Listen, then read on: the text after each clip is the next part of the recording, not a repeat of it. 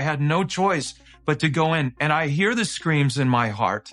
I hear the screams because of the agents that I got to work with, got to show me things. And one particular time, he says, "Are you sure you want to go further?" It took me 2 years to get over this. The woman is a cannibal. I literally am sitting here and thinking, what did Paul Walker know?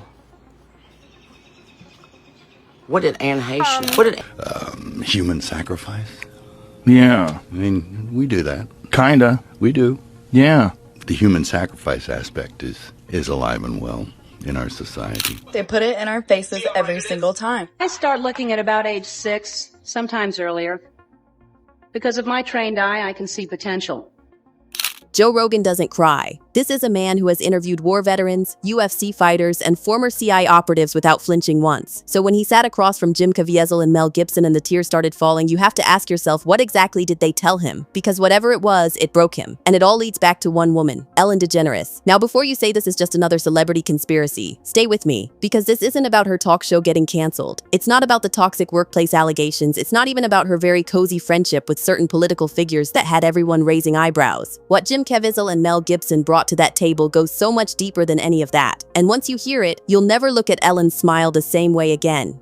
Here's what nobody is asking out loud. Ellen DeGeneres is 66 years old. Look at her. She doesn't age. She hasn't aged in 20 years. While her peers are visibly getting older, Ellen looks frozen in time. Now, most people would say good genes, good money, good surgeons. But then explain this. In 2018, on her own show, Ellen sat with Sandra Bullock while Sandra casually described a skincare procedure she and Cate Blanchett had both tried. It's called an EGF facial. And the key ingredient? Serum harvested from the foreskin of Korean babies. Sandra Bullock described it laughing.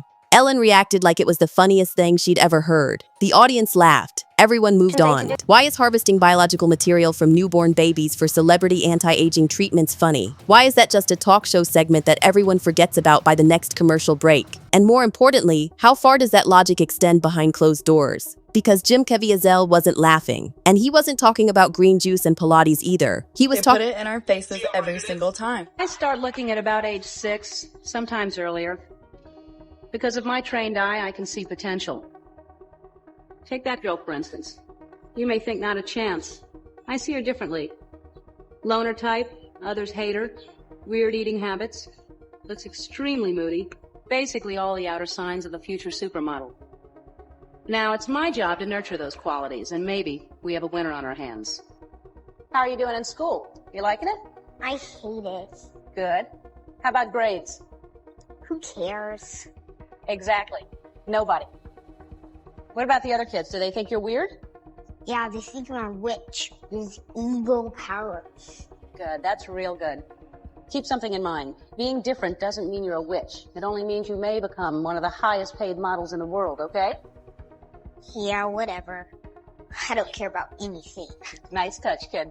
All right, let's go over the names again. You said you like India, but you don't like bidet. It's edgy. It's a French toilet. Think about it. Do you smoke? Hungrier. No. Not like I want food hungrier, like an erotic hunger. Like I'm ridden with sexual energy and I could control you with one lustful look. He was talking about something far more exclusive, something that only moves through certain circles that most people will never have access to. He described a compound naturally produced by the human body under extreme conditions that has become the most sought-after anti-aging substance among the ultra-wealthy elite. He didn't name it directly. He didn't have to. Anyone who has followed his work for the last 3 years already knows exactly what he was pointing at. And the children he mentioned in the same breath? That part will let you research yourself. Mel Gibson backed every single word. He told Rogan that what Hollywood does to stay young, to stay relevant, to stay powerful, goes beyond anything the mainstream media will ever touch. Because the media won't bite the hand that feeds them. And no matter how strong you are, when you come in off the farm with those convictions and a certain line of attack, no matter how strong you are going to be affected by this place. No, it's going to divert you from where you were going. Sure. You're going to be diverted.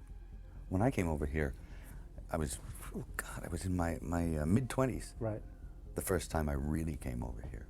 You know, I had a whole bunch of weird paranoid suspicions about what the hell was going on because there was a lot of stuff I couldn't understand. Right. And nobody was really bothering to explain it to me. They don't. And and I formed a bunch of opinions about the town and about the people in it that were like, surely that couldn't be, because a whole place can't be like, you know, Weird Town, you know, where the stranger wanders in and all the people are in the bar and they all shut up when he looks at them, and they tell you don't go into the house on the hill, and it's like that. And then you go away and you think, no, I was wrong. I mean, that's insane thinking. I'm paranoid. I imagined that stuff. That couldn't be the reason for why so-and-so was acting like, could it? And then you find out later on the track that you were exactly on track with a lot of this stuff. Not specifically on track, but that you could, that some of your worst nightmares were real at the time, and you think, now this is what I mean by actually starting to swim up or downstream with the rest of the salmon. You know, eventually, if you stay here long enough, you'll find yourself doing that. And you have to, there's a way of doing it without doing it. That takes time. And it takes relaxation. Not being uncomfortable about... Not being uncomfortable, realizing it for what it is. Projecting. Understanding what it is. Once you understand it, well, then you're not afraid of it anymore, so you can just walk around it and through it and then get on with what you tried to get on with in the first place. A place like this can humiliate you. And it can humiliate you, it can be humbling. I mean, it does rip your life to pieces. Does it? If you'll let it. Yeah. And it's always pounding at the walls. It's these little guys, these little heathens with no soul downstairs with horns on their head with a battering ram trying to like beat your walls in. Yeah. But that's your own devils. Them. And then there is the matter of a very well-connected socialite whose little black book read like a who's who of Hollywood royalty and who had a very specific type of guest list. People who needed things that money alone couldn't buy. Ellen's name has been connected to that guest list more times than her PR team is comfortable with, and both Caviezel and Gibson were very clear about what that connection means. Ellen has been feeding for a very long time. So connect the dots yourself. A woman who publicly laughs about harvesting material from babies for her skin. A woman whose name keeps appearing next to the most dangerous socialite in modern history. A woman who hasn't visibly aged in 2 decades. A woman who built a billion-dollar empire on the phrase, "be kind." And 2 men, Caviezel and Gibson, sitting across from Joe Rogan saying everything you just heard out loud. Caviezel chose his words very carefully. He didn't say she was trying to cancel him. He didn't say she was trying to ruin his career. He said she was coming for something far more permanent than that. And everyone in that room understood exactly what he meant. Think about what it takes to say that publicly.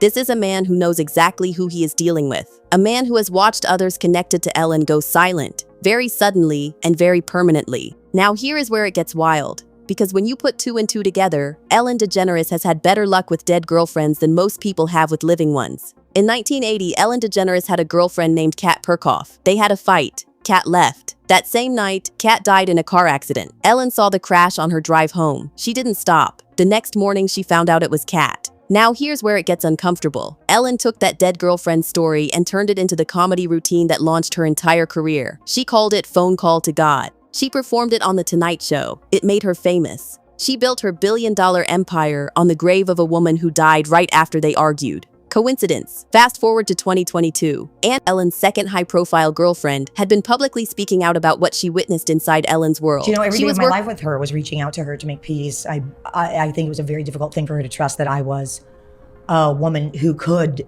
fall in love with a woman without being gay, and I think that was a lot to process. So I tried to make that process as simple as possible by quitting Hollywood, moving to Ojai, growing gardens, starting to write and direct, which I did with her and Sharon Stone, a movie of all things called Misconception.